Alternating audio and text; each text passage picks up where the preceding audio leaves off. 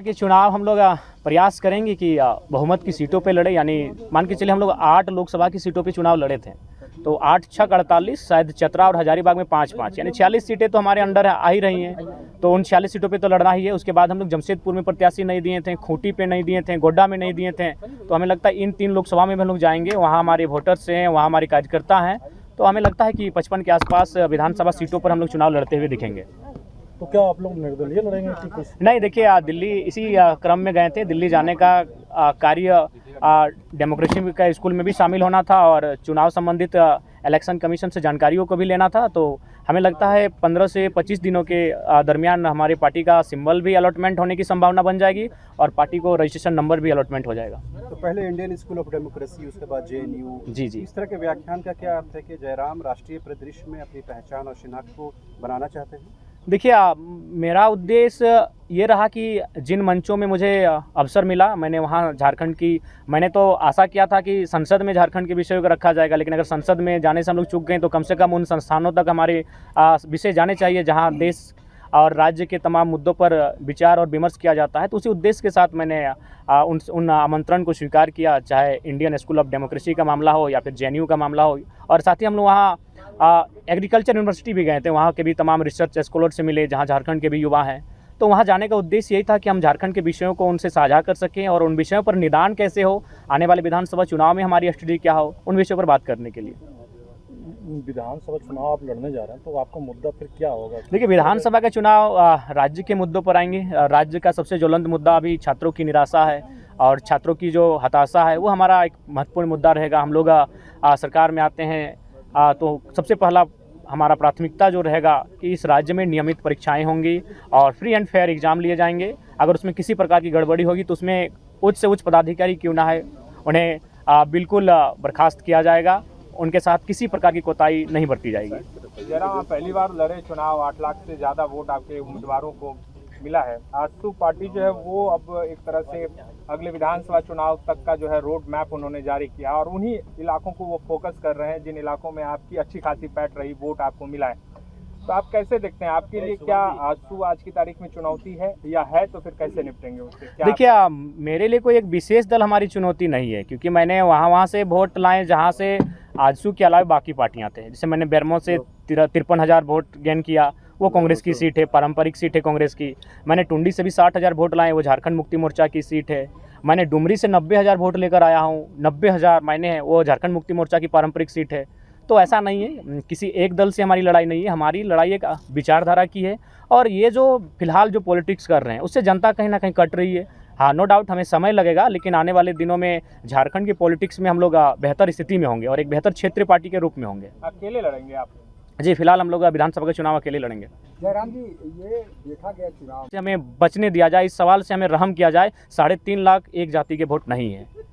आप एक एक बूथ को सर्वे कर लीजिए, एक एक गांव, एक एक पंचायत का सर्वे कर लीजिए, 3.5 लाख वोट एक जाति के नहीं है। हाँ, ये सच्चाई है।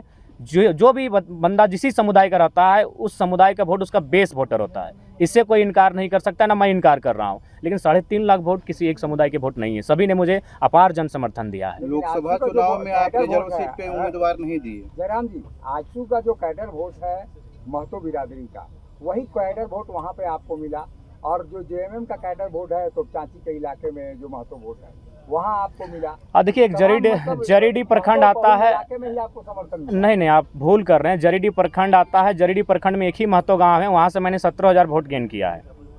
तो मुझे लगता है आप लोग थोड़ा सा भूल कर रहे हैं। आप लोग को और ग्राउंड में जाकर सर्वे करने की आवश्यकता है, क्योंकि आप लोग उन्हीं बातों को सुनते हैं जो मीडिया में बाकी दलों के नेता कहते हुए दिखते हैं। आप जनता के बीच जाइए और जनता के बीच जानने का प्रयास कीजिए कि आज हमारा रोल क्या है। आप चले जाइए बेहराकुदर, वो एक राजपूत समाज का गांव है, वहाँ मुझे अच्छा वोट मिला। आप चले जाइए चौबेडी, वो ब्राह्मण का गांव है, मुझे वहाँ से अच्छा वोट मिला। तो मैं किन किन समुदाय को गिनाऊँ बताइए? हर एक समुदाय ने मुझे अच्छा मत दिया है। तो इसीलिए कृपया अब कम से कम 2 साल बाद मैं आपसे आग्रह करता हूं कि इस विषय को विराम दीजिए एक जाति का लेकर।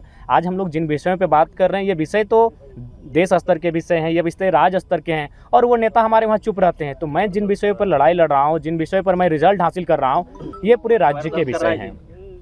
रिजर्व सीट पे आप उनका राहुल गांधी से बात होता भी है कि नहीं। तो सबसे पहले देखिए, ठीक है, सुनने में आ रहा है कि इरफान दा मंत्रिमंडल संभालने जा रहे हैं, तो पहले उनको बधाई देते हैं और उनको कहेंगे कि थोड़ा सा अब ये जो कॉमेडी वाला बात करते हैं ना, देखिए इरफान दा नो डाउट उनको लोग इसीलिए फॉलो करके रखे हैं कि दिन भर का तनाव को मुक्त करें उनको सुन के। तो उनको बोलेंगे थोड़ा आप सीरियस पर्सन बनिए। अगर आप मंत्रिमंडल में जाने वाले हैं आलम के स्थान पर, तो आपका विषय क्या होगा? अगर आपको नहीं मालूम है तो मैं आपको विषय देता हूं। आपका सबसे पहला विषय होगा कि जामताड़ा को साइबर क्राइम के धब्बे से मुक्त कराइए, सबसे बड़ा विषय आपका होगा। आपका दूसरा विषय होगा कि जामताड़ा की स्थिति देखिएगा, जामताड़ा के 95% जो पेशेंट होते हैं वो धनबाद आते हैं इलाज करने के लिए, और आप बतौलेबाजी करते हैं। आप रणधीर सिंह के साथ बतौलेबाजी करते हैं, तो कभी भानु प्रताप शाही से, तो कभी निशिकांत दुबे से। ठीक है, कटाक्ष कीजिए, लेकिन जो जेन्युइन समस्या है, जो गंभीर समस्या, उन पर बात कीजिए, उन पर काम कीजिए, उन पे रोड मैप तैयार कीजिए। तो उनको हमारा ये संदेश रहेगा। अरे ठीक है, पहले आपका उनका सीट संकट में है, वो हमारे साथ आए। जयराम दा, इरफान दा तो यहाँ तक, इरफान अंसारी जी तो यहाँ तक बोल दिए कि आपकी दूसरी शादी हो गई है कहीं पे चुपके चुपके से। देखिए आप वो बोले थे मेरे वीडियो में, इसलिए मैंने आपसे पूछ दिया। नहीं, ऐसा है, ये सब निराधार बातें हैं। शादी करके आपको लगता है कि कोई मतलब छुप के रह सकता है? ये आसान बात नहीं है। ऊपर से हम लोग को 1 साल पॉलिटिक्स हुआ है भैया। इससे पहले मेरा पास्ट है, आपको मैं बताना चाहूँगा। एक प्रत्याशी जो संसद के चुनाव में लड़ रहे थे, उनकी एक टीम गई स्पेशल मेरे तुपचाची प्रखंड में, और तुपचाची प्रखंड से लगभग 150 नौजवान जिनकी उम्र थी 25 से 30 साल, उनको इकट्ठा किया, जो मेरे साथ खेलते कूदते थे, और उनसे यही सवाल किया कि यार कोई अफेयर का मैटर बताओ ना। तो उन लोगों ने एक ही चीज़ कहा कि उस लड़के को हम लोग बचपन से जानते हैं, उसको 2 ही जगह देखें, एक अपने गांव से बस में बैठकर कॉलेज जाना, और दूसरा शाम को आके फुटबॉल खेलना, इसके अलावा उसको कहीं नहीं देखें। तो ये चीज़ें भ्रामक हैं, ऐसा कोई विषय नहीं है। और होगा तो छुप के क्यों करना यार, बताइए ना समर भैया। प्रेम, किसी ने प्रेम किया है तभी हम लोग का उत्पत्ति हुआ है। यहाँ जितने लोग बैठे हैं, जितने लोग खड़े हैं, अगर एक नर और नारी के बीच प्रेम हुआ है उनके मध्य, तभी हम लोग का सृजन हुआ है। तो प्रेम से मुकरना क्या, प्रेम से इनकार क्यों करना? प्रेम करने के लिए कोई मिले तो। पहला बात तो उनको हम लोग सांसद मान चुके हैं, तो वे सांसद की तैयारी कर ही रहे हैं। 2029 में निश्चय सांसद बनेंगे, लेकिन उसके बावजूद अगर संगठन को लगा कि वे विधानसभा में आने चाहिए, तो संगठन जैसा तय करेगी, संसदीय बोर्ड जो तय करेगी। दिया था कि जो सांसद का चुनाव लड़ेंगे वो विधायक नहीं लड़ेंगे। हाँ, ये हमने इसलिए कहा था कि हम लोग सत्ता के विकेंद्रीकरण की बात कर रहे हैं, नए नए चेहरों की बात कर रहे हैं, तो हम लोग चाहते हैं कि बाकी जो पार्टियां उनसे अलग पॉलिटिक्स करें। तो अगर जरूरत पड़ी उन प्रत्याशियों की, तो हम लोग लेके आएंगे उनको विधानसभा में। धन्यवाद। उन्होंने खुलकर सहयोग किया है, समर्थन किया है, और नो डाउट वे भी झारखंड के एक लड़ाकू नेता रहे हैं, उनका धन्यवाद देंगे, और टेलीफोनिक भी धन्यवाद दे चुके हैं, और आपके पूरे तमाम चैनल के माध्यम से उनका धन्यवाद देंगे। दादा, लेकिन ये हवा चल रहा है सोशल मीडिया में कि अमित महतो से टिकट मांग रहे हैं। नहीं ठीक है, अगर वे आएंगे तो स्वागत है, आए, आने दीजिए, स्वागत है। अच्छे व्यक्ति हैं भाई, लड़े हैं। और हाँ, आप कुछ पूछ रहे थे। दादा, इरफान गिरिडीह में जाके खुलेआम सपोर्ट करते हैं, रांची में क्यों सपोर्ट नहीं करते? नहीं, उस समय शायद वो क्षेत्र में नहीं थे, मेरे भी वहाँ नहीं आए, वो सिर्फ सोशल मीडिया में ही किए थे। जो हाँ, आपका क्या सवाल था?